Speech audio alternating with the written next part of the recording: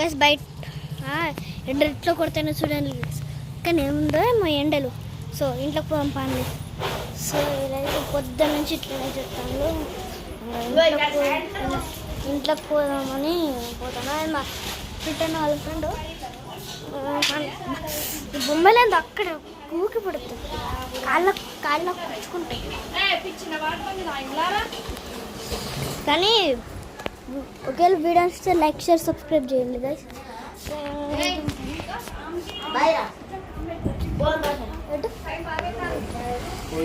పైన చూపిస్తాను. పైన కూడా ఒక ఇల్లు ఉంటుంది. సో ఆ ఇల్లు కూడా చూపిస్తాను. పని గైస్ ఇల్లు చూపిస్తాను.